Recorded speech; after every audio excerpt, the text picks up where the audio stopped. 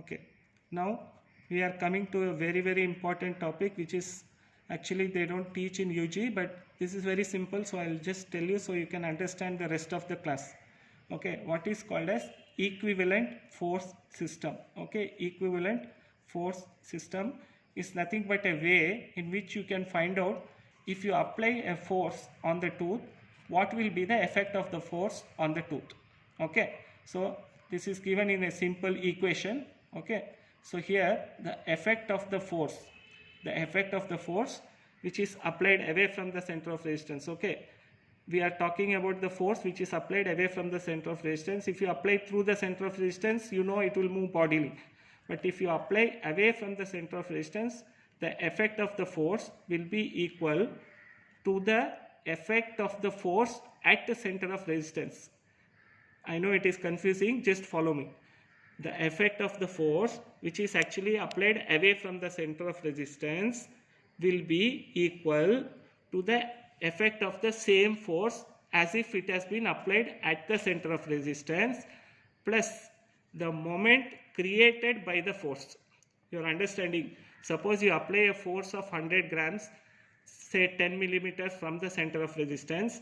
If you want to know the effect of that force, you have to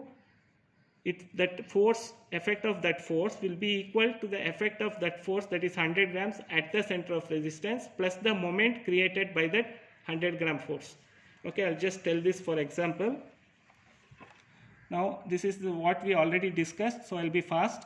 Now I am applying a force of 100 grams on the labial surface. This is the center of resistance. Okay, I'll be repeating this example at least 5 or 6 times more.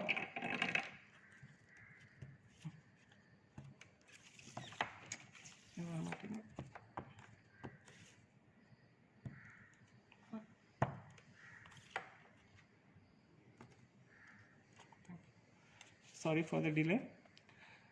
No, so this is 100 grams. So if I want to find out what is the effect of this force on this tooth, this effect of this force on this tooth, first what you do is you extend the line of action. Okay, so the effect of this 100 gram force on this tooth will be equal to the effect you transport. Suppose this 100 gram was applied directly here.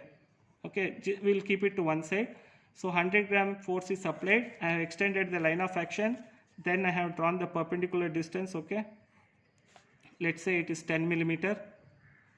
Okay, this perpendicular distance is 10 millimeter, and you people know that this 100 gram force, when you apply away from the center of resistance, it will create what is called as a moment. Understood? So let's see what is the moment created by this force will be 100 grams. The force into perpendicular distance is 100 grams palatal direction into perpendicular distance I told is 10 millimeter. That means 1000 gram millimeter in a clockwise direction.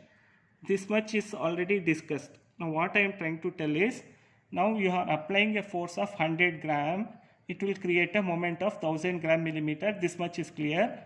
The effect of this 100 gram force which is applied not at the center of resistance. You people already know what happens when it is applied at the center of resistance. You apply a 100 gram force at the center of resistance, then this whole tooth will move palatally like this. There won't be any tipping. But the equivalent force system, what it tells is, if you apply 100 gram force at a point away from the center of resistance, it will be equal. The effect on the tooth will be as if this 100 gram is shifted. This 100 gram, if you shift to the center of resistance, what happens? It will move bodily plus the effect of the moment.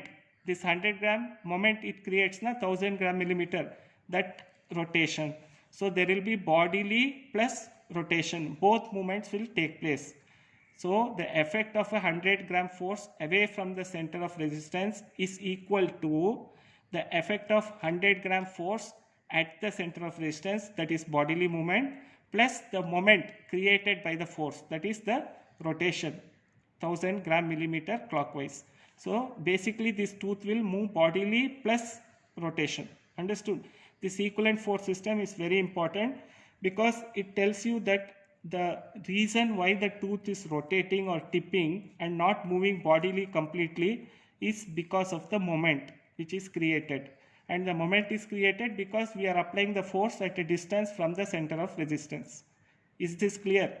Moment is created when you apply the force away from the center of resistance, what happens because you can't apply force directly on the center of resistance, but when you apply it away from the center of resistance, the effect will be equal to the force directly applied at the center of resistance plus the moment created due to the force. Is this much clear? Okay, I'll just give you people an assignment for today. So here this is the same example we discussed in the previous diagram. Here the force is 100 grams palatal direction. Here I have drawn it. Then the moment created by this force, the distance, perpendicular distance is 10 millimeters. So the moment created by this force will be 100 gram into 10 millimeters, that is 1000 gram millimeter, and the direction is clockwise direction. Is this clear? So we have a tooth where you apply a force of 100 grams at a distance of 10 millimeter from the center of resistance, and this creates a moment of 1000 gram millimeter clockwise. So the question for you is, so the tooth will tip palatally. This is what happens. What can we do so that the tooth will not tip? The tooth should not tip, but instead it should move bodily. There should be only bodily movement of the tooth, and it should not do any tipping. There should not be any controlled or uncontrolled whatever tipping. You should either you can change the force or you can change the distance, anything, but remember clinically you cannot make the distance as 0 because center of resistance is at the root. Minimum 4 or 5 mm you should keep away from the center of resistance, then only it is possible.